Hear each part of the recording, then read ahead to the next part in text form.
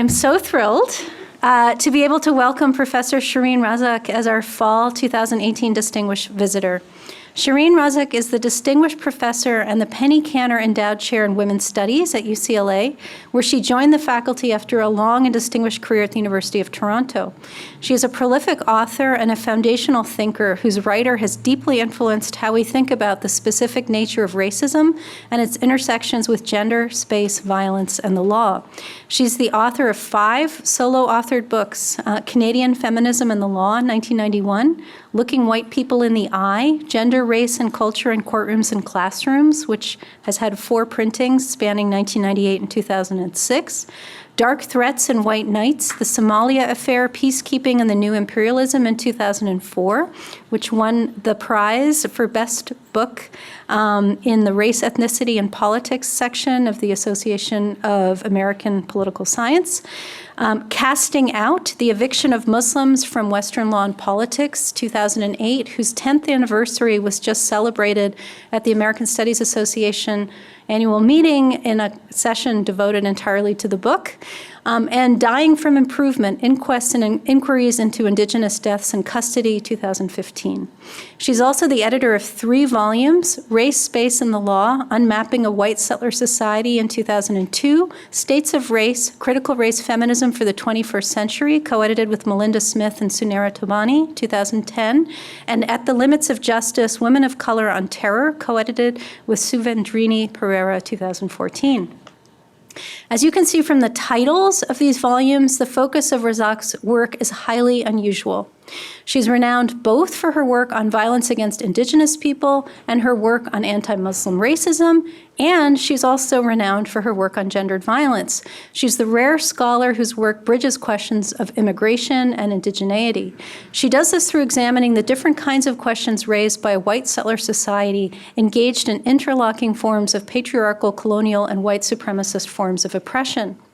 In addition to these tremendous contributions in the form of her publications, Sherene Razack is also famed for her mentorship of others and for her collaborative and community-building efforts. Over a decade ago, she co-founded RACE, the Researchers and Academics of Color for Equality, Equity, a network of scholars dedicated to feminist and anti-racist studies in Canada. And most recently, she's formed a collaborative called the Racial Violence Hub, which is a virtual community of feminist critical race scholars, artists, activists, and organizations working on issues of racial violence and the state. In all of this work, Razack has given greatly of herself in building both a corpus of critical academic work and in helping us think through the implications of this work for anti-violence activism and strategies. On a personal note, I first met Sherene in 1999, my first year of teaching. My very first publication as a new law professor was a book review of Looking White People in the Eye, which I went back and I looked at it and I called it deeply challenging and brilliant. And this was published in what's now the Berkeley Gender Journal. It has meant the world to me to have Sherene in the world, but before in Canada, right now in the South, doing the work she does. And it has been a privilege to engage in her work. She has, for me and for many others, served as a primary model of how to be an academic in the world in a way that is ethical and committed, and we are very honored that she is our distinguished visitor. I so look forward to hearing what you have to say. Welcome.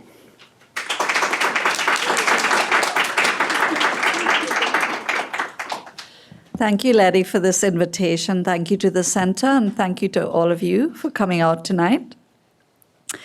I said to Letty that it's going to take me about 45 or 50 minutes to go through this, and I hope it's not too long and that we could still have questions at the end. So I went to the UK about 3 weeks ago to a conference of organizations of families who have lost people due to police violence. And as I entered the UK, they have a big sign on their customs thing that everybody gets asked questions. So apparently you can't get into the UK without being asked questions. And the customs officer, after he'd gone through, why are you here and why are you giving a talk? And I said it was on deaths in custody. He said, well, why do you think so many deaths in custody happen is always precarious when you're answering questions from, you have to be a little careful. I get really flustered and I sometimes say the wrong thing. So I said, well, it's really the system. It's the system intending to move Black people and people of color around, getting rid of them one way or another. And this is just a system of disposability. And I'm like doing this to him, hoping to get into the UK. And he said, well, I used to be a police officer. And I agree with you. It is the system. Well, that completely floored me. And it led me to think, what did that police officer mean? Did he really like the idea that if I said it was the system, then that means it's not really the individual police officers. It's just the system. Systems oppress and people don't. Is that what he liked? And then what did I mean by the system? And I tell you all of this to say that it was having to explain the system in a number of encounters, some of them legal encounters in an inquest, that led me to think lately that I almost want to give up talking about racism. And what I want to keep saying all the time is racial infrastructure. And it's really, that's what lies behind this tonight. I've been building a website of deaths in custody, Indigenous death, racialized death, Black death, in order to sort of develop an analysis of this. And I've sort of come to the conclusion that what I really have to do is try to show racial infrastructure. And so that's really what I want to illustrate tonight a little bit and see. On the one hand, it's very commonsensical. People know that there's a system or a structure that produce racialized death in custody. On the other hand, you really have to think about what exactly do you mean by infrastructure? What are the things on which death relies? So all of this began for me when I wrote a book on Indigenous people who were dying in custody. And so what happened was that in tracking sort of Indigenous people dying in police custody in Canada, I concluded that no matter where these deaths occurred or how they occurred, they were always taken up in inquests or inquiries. And I know you don't have the same inquest system here, but in any kind of quasi-legal or legal environment, they were always deemed to be natural deaths or inevitable. And inquests would repeat all these forensic details of fatty livers and mental illness and alcoholism in a very CSI-type fashion. I've written about inquests where, the coroner is hearing details about what was in the stomach of not the person who died, but what not in the stomach of, but what was fed to the children of the person who died. I mean, this kind of really CSI inquiry, and all of this is in aid of showing that Indigenous people are the authors of their own demise, are always already dying, and therefore cannot be murdered. It's a very simple logic. So even when people died with a large purple boot print on their chest, or cried out in pain for hours in a jail cell, or were dropped off by the police outside the city and left to walk back in sub-zero temperatures, and they froze to death. Even all of this led to the conclusion that somehow or the other they had caused their own demise, that they were a troublesome population, and this is what happens. So inquests were quite clearly sort of devices that set out to sort of make the case that Indigenous people had this fatal flaw. They had a tendency to die. They couldn't handle modern life. And all that a benevolent state could do was to offer sort of minor improvements that would help this. And all of this you can understand quite easily as state violence, as a kind of systematized inhumanity towards Indigenous people, one that is quite clearly beneficial to the settler state. It destroys Indigenous communities, and it endorses settler life, settlers as legitimate. So as I was doing this research, it also became clear through collaborations with other scholars that the way that this was happening in Canada was exactly the way it happened in Australia. That was one of the immediate comparators. Once the study was completed, I began to look at other deaths. So the deaths of migrants or asylum seekers in detention, black men shot by police, all of these kinds of deaths. In some cases, white people who were mentally ill. And, as you start looking at these deaths, what you notice is that they have a shared logic to them, that the people doing the killing perform a kind of shared, usually masculinity, but not always. In other words, you begin to notice that there is a kind of racial infrastructure. But in arguing about this, when you're trying to write about it or you're trying to go before a coroner, should you get the chance, I and most other people continue to sort of look for the racism that lies in individual subjects.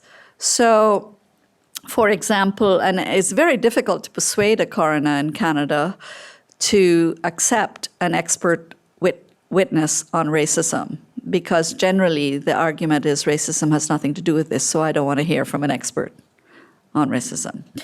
So you find yourself sort of having that rare opportunity that you get to make the case. A typical case would be this one. This is one that I actually worked on. Errol Green was a young Indigenous man with epilepsy, and he died in a remand center where he was denied his medications and proper help was not forthcoming when he had his seizures. So was it racism that led to Green being denied his medications and help?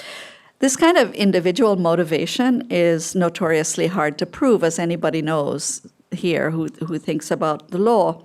The fact that at least half a dozen Indigenous people had died in 3 months in the same remand center was something you would think would help you to sort of make the case that this was something systemic, and then you would focus on impact rather than intent.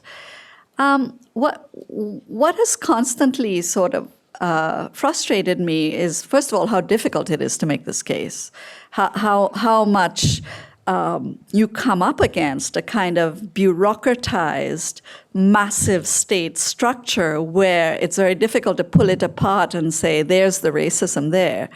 And that seems to be what is required no matter what you do.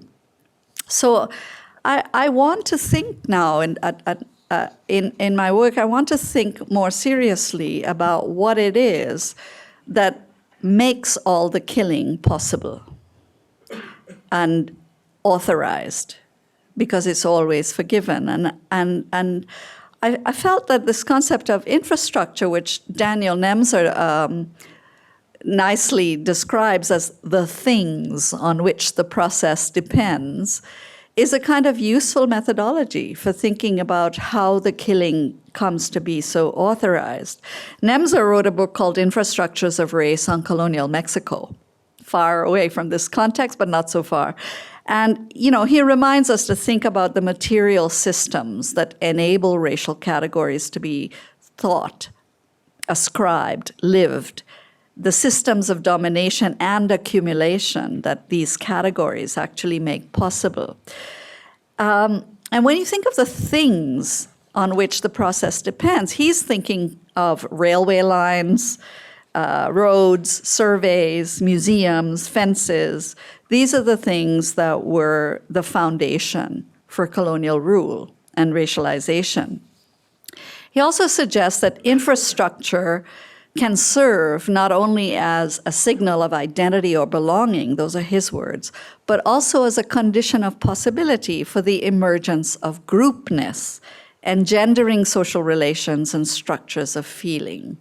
And I sort of translate that as infrastructure begins to set up and produce who counts, who does not, how people learn who counts, who does not, and most importantly, it begins to set up how people feel. Other scholars who use racial infrastructure emphasize some of the same things that I want to do in this work. Junaid Rana, for example, who uses the term racial infrastructure to think about the war on terror. And he makes the point that infrastructure is about a spatial formation. There's some people here who work on space. It's a racial system that is interconnected.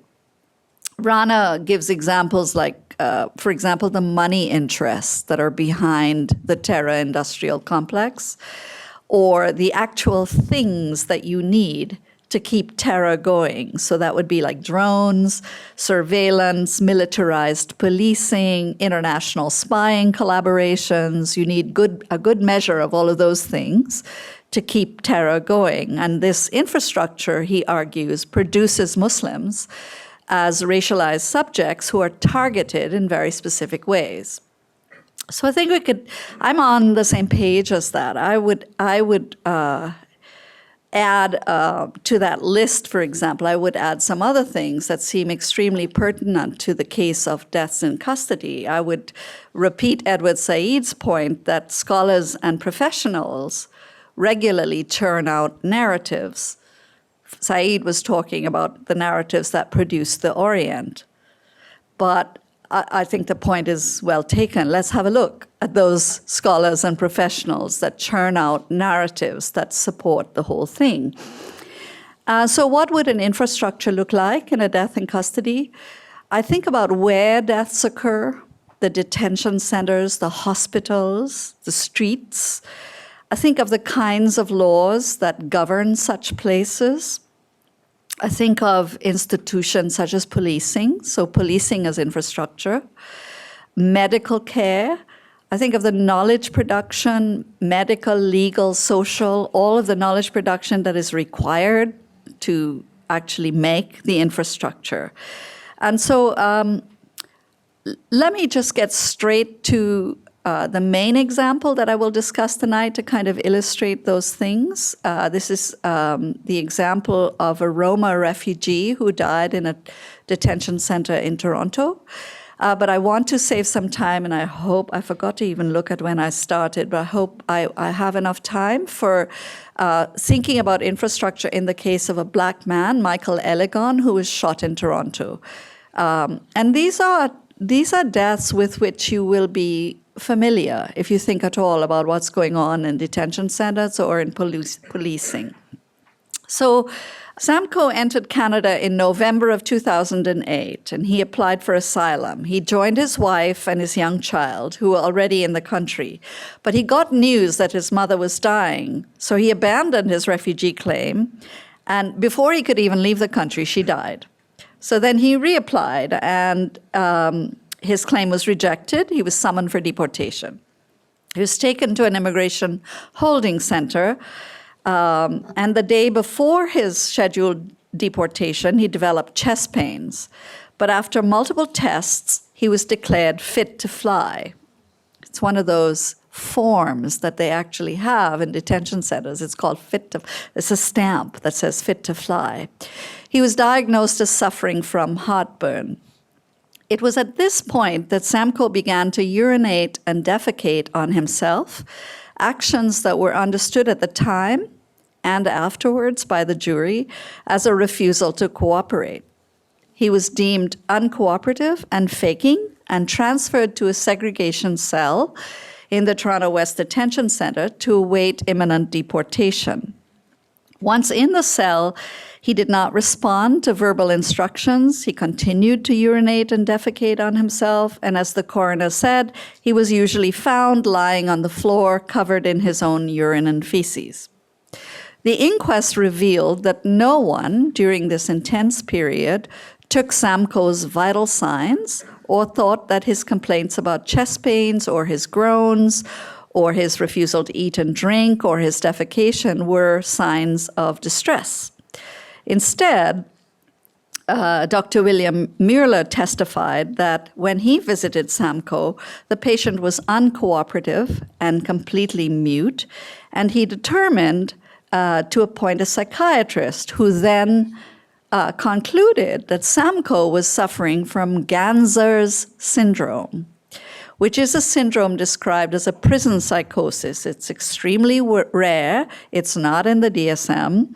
It's thought to be a dissociative disorder of unknown origin, a kind of hysteria. And it is always associated with prisoners who are faking in order to gain leniency.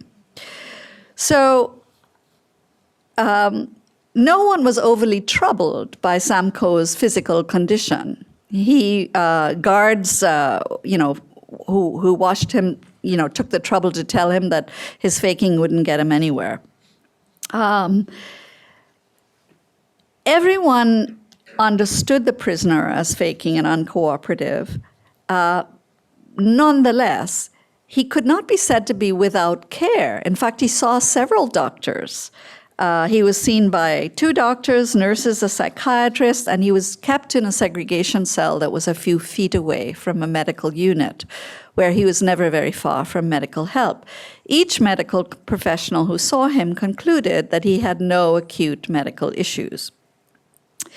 So in the end, it was concluded that he had died of heart failure, probably due to a viral infection. And the inquest, in true inquest fashion, recommended that the answer to all of this was better sharing of medical information. Initially, when I analyzed this death in detention, I used the word disposability. And I thought, as harsh as it sounds, I felt that Samko had actually been transformed quite literally and quite deliberately into human waste.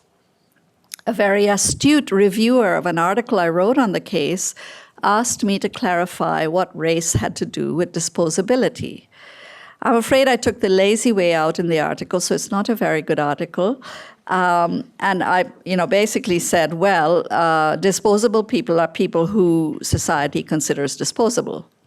Very tautological, not very helpful. So what I really needed to think about was how race was connected to the infrastructure that made it possible to leave a man to die in his own feces, and what made it possible for the state to conclude that his death was not a natural one. So I turned in my article to Zygmunt Bauman. Lots of my friends said, don't do that, he doesn't understand race. But I nevertheless turned to Zygmunt Bauman because I found it useful what he had to say about waste disposal. In Wasted Lives, he reminds us that unlike a reserve army, that old concept that we no longer use, of labor, reserve army of labor, the redundant don't simply wait in storage until ready to be used. In other words, it's not a glitch in the system that there are redundant people. Bauman's point is that their existence as waste is what makes modernity possible. Jean Franco makes a similar argument in Cruel Modernity, where she says the Indigenous everywhere are considered to be the antithesis of modernity. So in his argument about the production of human waste, or as he put it, as also as wasted humans, he insists that modern survival, the survival of the modern form of life, really depends on the dexterity and proficiency of garbage removal. And pertinent to me, he made the point that garbage removal of human beings takes place in legal gray zones. Canadian detention centers, for instance, which can be an immigration holding center, a provincial jail, or a hospital, in each space, the legal regime that is in question is anomalous. That is to say, no single government department is clearly accountable for the conditions of confinement and the health and safety of detainees. They're sort of legal black holes where you can't get any accountability, you can't get any information. Bauman then added that the border is really the place where useful product is separated from waste. And very chillingly, he concludes, the right way to deal with waste is to speed up its biodegradation and decomposition while isolating it as securely as possible from the ordinary human habitat. In other words, you turn people into waste, and you have systems that enable that. to happen. And importantly, in this case, it's not the system of throwing people in a cell, locking it up, and throwing away the key. It's not that at all. In fact, lots of people are going in and out, checking you, and professionals and so on. So that, I think, we need to think about when we think about waste disposal. We don't usually see waste disposal because it's done behind the walls of a detention center where the rules are that you don't get to see it. You don't get to go in and interview detainees very easily. There's a formal secrecy. Once death has occurred, legal procedures kind of wrap up the dead body in a shroud of scientific details, diagnoses like Ganser syndrome, legal argument. In this case, as I'll shortly explain, the argument that Canadian courts were fond of with respect to the Roma is that they've been discriminated against but not persecuted. So there's no reason to let them in. They have a bad life, but not bad enough. Morality, we tried to help. We did everything we could, but he was beyond it. These rhetorical moves craft a codified story of a death that is to be expected. Samko, a young man of 31 with no apparent prior conditions, was deemed to have died a natural death in his cell. I don't want to understand these rhetorical moves, as I might have done earlier, as instances of racism, as mere attitudes. And that just opens up the inquest to start saying that the answer to everything is anti-bias training. I think we should understand these moves as the things on which the process depends, as a part of the infrastructure. And that's what I want to think about.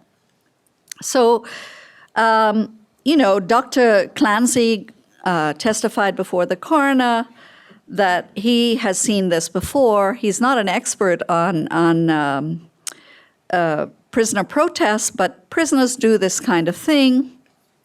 And in his medical explanation, one can locate the perennial figure that animates sort of the storyline of everyday as well as medical knowledge. The duplicitous fake refugee who has brought death on himself, consciously or unconsciously, is the figure that you can find both in the general population and in the scientific literature, and that's what I'm concerned about. Medical knowledge is very crucial to how this story circulates and is given its power. If, as Bauman has suggested, the best way to accomplish waste disposal is to speed up biodegradation, the detention center performed its task in a very efficient manner, relying on medical professionals who in turn relied on knowledge production, in this case about Ganser syndrome. So these items that you see here are part of almost every inquest. You see things like excited delirium, fetal alcohol syndrome. Some of these things are real and most of them are not. Quite often in deaths in custody, the deaths are attributed not to police use of force or to neglect, but to some mysterious disease along the lines of Ganser syndrome. In the case of excited delirium and positional asphyxia, for example, how does that come to have any credibility? Let me show you how it works. A young Indigenous man, Anthony Dawson, ran through the streets of Victoria, British Columbia, tearing off his clothes. And to all onlookers, 80 of them who saw him, he was in very deep distress. When the ambulance and police arrived, he kept on screaming. So a police officer punched him several times. An off-duty sheriff, who everyone described as a man who looked like a bouncer, tried to restrain him. 8 people sat on him, and he was hog-tied, which, if you know about that particular phrase, it's tied like this and you're face down. Transported to a gurney, and once he was in the ambulance, he was found to be dead. So his screams and his behavior that day are accounted for in the inquest in exactly the same way as they are accounted for in the medical and legal literature on something called excited delirium syndrome, defined by its most oft-cited expert, pathologist Dr. Vincent de Mayo, as involving the sudden death of an individual during or following an episode of its excited delirium in which an autopsy fails to reveal evidence of sufficient trauma or natural disease to explain the death. In other words, if we can't explain it, it must be excited delirium. De Mayo is a renowned expert both on excited delirium and on gunshot wounds. He's a former editor-in-chief of the Journal of Forensic Medicine and an expert who has often testified on behalf of the police, for example, in the highly publicized 2013 shooting of Trayvon Martin by George Zimmerman. He is the author of a widely used book in deaths in custody, Excited Delirium Syndrome, Cause of Death and Prevention.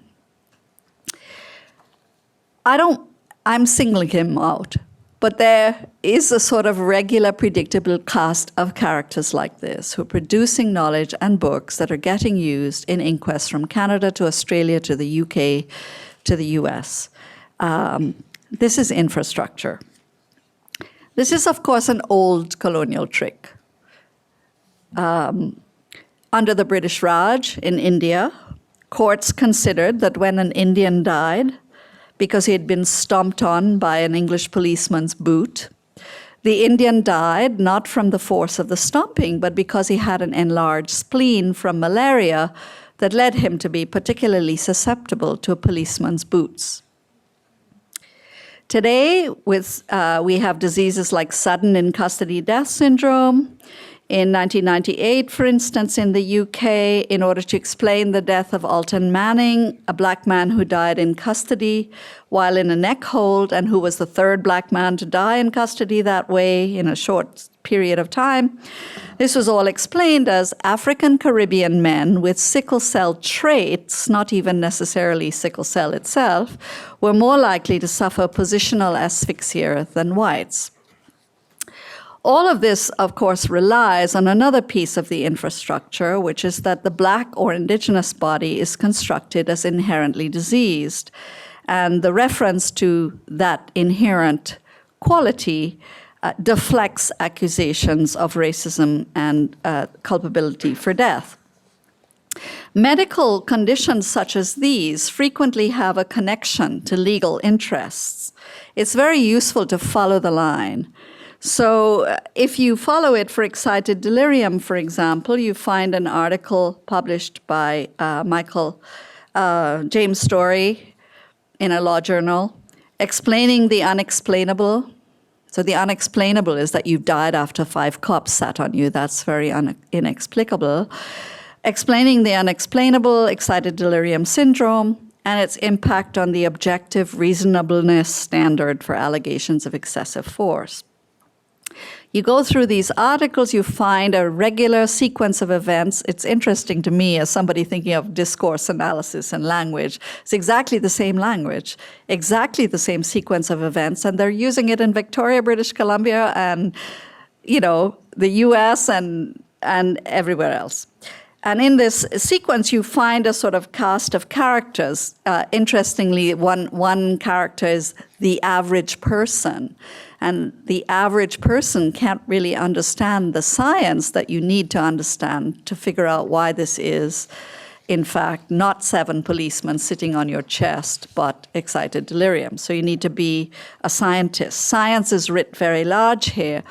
I want to make the case in my own work that this is racial science writ large. And I'm actually writing about racial science now with respect to Muslims, because racial science has had an alarming comeback with respect to Muslims. In hearings at Guantanamo, sentencing hearings, for example, of Omar Khadr, the argument is made that Muslims have a catastrophically damaged gene pool that somehow genetically predisposes them to violence and they can never be cured.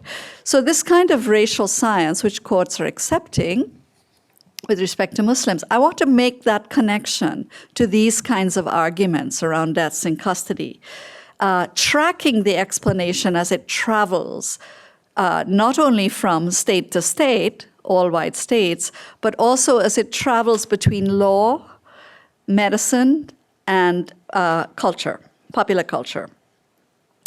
It's interesting that these arguments then begin to sort of reproduce and produce, in the case of Story, for example, the legal scholar that I'm talking about, he rests his argument on the assertion that emotionally disturbed persons, such as Anthony Dawson, always require the use of extraordinary force.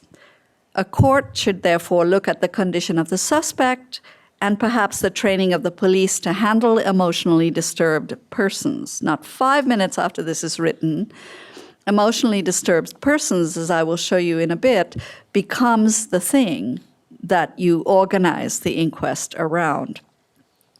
The essence of the argument is that nothing committed against an emotionally disturbed person can be considered a crime, to invoke Agamben at this point. And I think if you looked at the Journal of Forensic and Legal Medicine and other things, you would regularly see this kind of circulation of racial knowledge. Let me get to another example of infrastructure, and again in the case of Samko. Much like the railway lines that facilitated colonialism and racial capitalism, knowledge producers function to create pathways that ensure a smooth transit from one settler society to another, a transit that keeps racialized people in line through their deaths and also out of the circuit of capital accumulation. Certainly when the police rely on concepts developed by people like De Mayo about excited delirium, and this can be used in all these multiple contexts, what we're witnessing is a kind of traveling narrative that begins to connect these racial projects. In the case of Samko, Yan Samko, I want to talk about how racial projects were connected between states. States control the movement of racialized peoples and disposable peoples, and they do so in collaboration. I don't think that's a path-breaking thing to say. Nevertheless, I must acknowledge that I find it shocking because it's like the plot you think there is really is when you see it. So it reminds me of, from the late 18th century to perhaps the present, states such as Canada, US, and England attempted to relocate freed blacks to tropical regions. They got together and tried to figure out how to do this because, whites needed a monopoly over settling the indigenous lands that they stole. Ikuku Asaka tells this story in her book, Tropical Freedom, but what she really shows is a transatlantic, transnational genealogy of racialization, revealing not only shared logics, but shared laws and policies. And this is what you see in the case of Yan Samko. You'll remember that Samko was Roma, a messy category, racial category, but one that several scholars make a really clear case is a racial category. Eastern Europeans have to insist on their whiteness in order to gain entry into the club of Europeans, and it's very useful to have a racial other like the Roma. It is about creating the white nation. In this sense, several scholars like Aniko Imri have suggested Eastern Europeans have a phantasmatic relationship to imperialism, imagining themselves as Northern Europeans, even as whiteness stays unmarked. And they insist that the Roma are not racialized, they're just an ethnic group. So such whiteness, such projects of whiteness, national whiteness, requires consolidation on the ground. They require not only this infrastructure that I've been talking about, but another kind of infrastructure, which is racial terror. So in the case of Samko, right around the time that he fled to Canada, anti-Roma violence at the hands of white supremacist groups and neo-Nazis had increased dramatically. At the same time that this neo-Nazi activity is happening in Czech Republic, Hungary, etc., what's Canada doing? What's the connection between all of this? Canada is, after all, quite far away from Czech Republic. So that's really interesting. Samko's story shows a kind of transnational alliance between states, between Canada and Czech Republic. The year that he left, Czech Republic was a real flashpoint in the persecution of Roma across Europe. The summer of 2008, Roma communities in Naples, Sicily, were attacked, homes were burned to the ground, targeted killings in Hungary, Romania, France, Finland, Slovakia, and the Czech Republic. These neo-Nazi groups did not incur a whole lot of censure from the states in which they were undertaking their activities. What is Canada's response at this moment, thousands of miles away? Canada reinstitutes a visa requirement for Czech nationals, hoping to catch the Roma. Samko picked possibly the worst moment to seek asylum in Canada. The Canadian Immigration and Refugee Board produced a study, which is now interestingly missing from public record, based on a delegation's visit to Czech Republic. There it was determined, while the Roma may suffer from discrimination, they do not suffer from persecution. This is a logic that Canadian court cases involving Roma refugees have adopted. There is an architecture of immigration shared across states. This will come as no surprise to people studying immigration. When you, as Patricia Tuitt has reminded us, when you make it hard to get a visa, those who don't have a visa are then constructed as duplicitous. And this is what I mean by setting up an infrastructure that makes the fake refugee narrative that you're getting from guards and doctors and the public at large, that didn't come from nowhere. There's a lot of stuff going into producing this. I particularly want to show you this. There is infrastructure at a glance. The Canadian government, this was 2009, set up billboards in Hungary, it's in Hungarian, telling people not to come to Canada because the rules have changed. So I think this is sort of a clear indicator of how states are kind of getting together to move people through these systems that end in their death. It is, as Bauman said, a tightly scripted blocking of the exits by states, and it is authorized in law. When I said to the customs officer that it is the system, this is the system that I meant. The connections that can be traced at multiple sites. We should all then pay close attention to the workings of a global white supremacy. I just asked my dean if we could have a conference on global white supremacy, because I feel like if you brought together all of these people in one room, what you will see is like the railway lines and flight paths of policy, law, knowledge production as they form an infrastructure across multiple states. So I want to spend the last few minutes on Michael Eligon to talk about infrastructure and one particular feature of it, which is policing as infrastructure. So I also want to emphasize that race itself is a kind of infrastructure, which is an argument that Nemser makes. You know, so anti-blackness provides a kind of railway line that connects up all of these deaths as it circulates, for example. So Michael Eligon was a 29-year-old black man who was shot and killed by Toronto police in 2012. He was the father of a 6-year-old son, and he was living alone in supportive housing in Toronto. A very loving father, his family noted. He had a history of mental illness, multiple diagnoses, including, interestingly enough, body dysmorphic disorder, where you feel your body is something terrible. Michael's residents called police that he was exhibiting unusual behavior. He was taken to the hospital. He was held in handcuffs there for a very long time. He was admitted as a psychiatric inpatient. He was held in a cubicle. He tried to phone his foster mother. He tried to get help, and ultimately he left the emergency room in a hospital gown and socks in Toronto in February.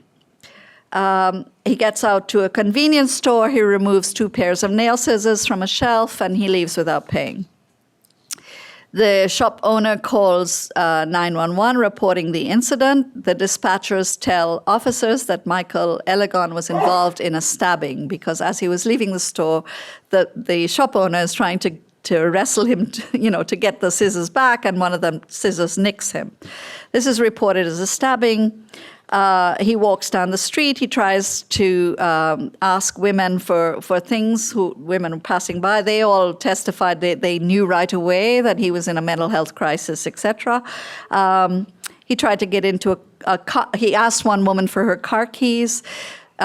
She calls police. This is reported as an attempted carjacking. And pretty soon you have 10 officers on the scene. And in just under a minute, which is significant because this is the timing for all of the shootings. In just under a minute, Michael Eligon is shot by Constable Louis Cerca. So, under a minute can be proven to have an infrastructure. One of the features of the infrastructure is the narrative of the police shooting. And literally, you could do an old-fashioned discourse analysis here. It is identical words in every police shooting. I just analyzed the shooting of L'Oreal Sinagani, a Navajo woman shot in Winslow, Arizona. It's identical. So police say the same things all the time, using the same words. I was scared for my life was in danger. And more importantly, he came at me with an edged weapon. My eyes always light up when I see a phrase like that, because that's not a kind of ordinary phrase.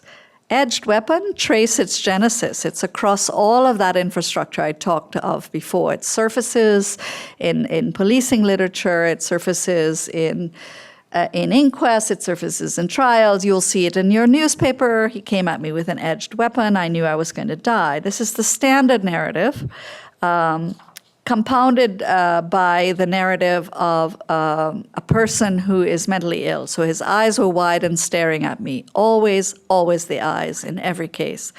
Constable Andrew Boyd testified, Mr. Eligon simply had to lunge forward, and within seconds, not even seconds, a fraction of a second, he could have delivered deadly blows.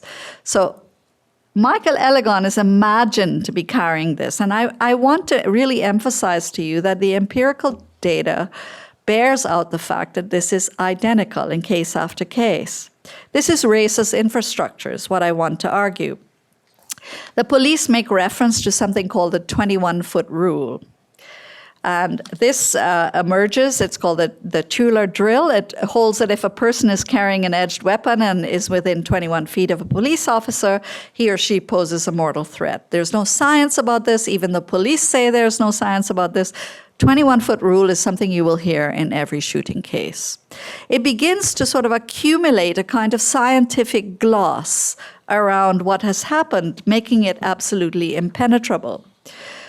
But what I want to end with is what happens when we know that this is what is going on and we try to resist it.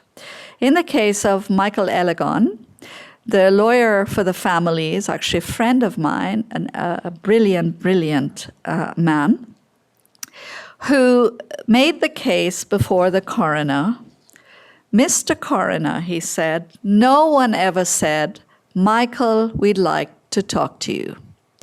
This is, of course, a brilliant point to make. No one ever tried the most sensible thing to say to a man wearing socks and a hospital gown in the streets of Toronto.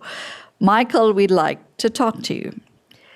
The coroner turns out to be a good guy in this case. He listens to Peter Rosenthal. And he makes the recommendation, when officers are dealing with a situation in which a person in crisis has an edged weapon, he repeats it, The officers should, when feasible and consistent, try to communicate. And if you don't communicate, you have to account for that. That's the recommendation. The coroner also rejects all talk about a 21-foot rule, basically saying that's kind of nonsense, let's get on with it. You would think you're getting everything you want. It's an acknowledgement that a person has to, first of all, be understood as a person and see how you could relate to it. Well, it turns out that the phrase persons in crisis is being produced at a terrific rate by the state itself. I don't know for the American context because I haven't done this kind of research here, but this is what's happening in Canada. It's a 400-page report by a Supreme Court judge who is conducting an independent review of the use of force by Toronto police, particularly concerning their encounters with emotionally disturbed persons. This 400-page report has many, many recommendations, the gist of which is that we should train police to handle mentally ill people. It sounds like really, really good. It sounds like everything we asked for. When I mentioned this in the UK to a room full of family members, some of them had been fighting for something very similar, and they had actually gotten legislation, some piece of legislation that would acknowledge this. The problem is none of this is about police use of force. All of this is about emotionally disturbed persons. And so police use of force is rejected outright as anything that we should even think about for more than 5 seconds. And so this is the problem. We don't have clear choices about where to hang our hat, we as in those of us wanting to confront this kind of violence. Sometimes the most revolutionary thing you can say is, why didn't you say, Michael, we'd like to talk to you? But sometimes it's entirely complicit with this overall production that is around never ever thinking about police use of force. And so all of this leads me to a very inadequate place to end tonight. And that is, at the very least, we now know that it doesn't make too much sense to talk about individual races. We're not going to get there. Let's not go too easily in the direction of ill-trained, biased, or racist individuals. Let's pause as well when we think we've won something we wanted. What are the new strategies by the state? I think the only thing that I could think about at this point is that tracing racial infrastructure is one way for us to become aware of what we're actually confronting as we work through these strategies for change. I know that sometimes the sheer inhumanity of what you're documenting as a researcher, not as somebody actually facing the front line, the sheer inhumanity leaves me feeling, did I really see that? Can I show it? Is that really what's happening? Even as I'm counting the bodies, I'm actually thinking that. And so I think that our attempts should really be in the direction of trying to understand this infrastructure and understand that it really is collaboration, plot. It's like a railway line, it's connections between states, it's globalized. So even as we have to attend to the specificities of the local context, is it an Indigenous killing in a border town in the United States? Are there specific strategies of policing? I have to tell you, those strategies of policing I found in Winslow, Arizona are exactly the same as on the prairie cities of Canada. The whole point of policing in that environment is to hunt Indians, as in Native people. And so, but I think that we at least have to move ourselves into thinking about racial infrastructure. What I don't really know is where we can take that. Like, I think I just want a conversation about that infrastructure, especially, of course, because I am in the university, about the role of knowledge production in all of this. and seemingly innocent gestures around this. So I'll leave it there and take questions.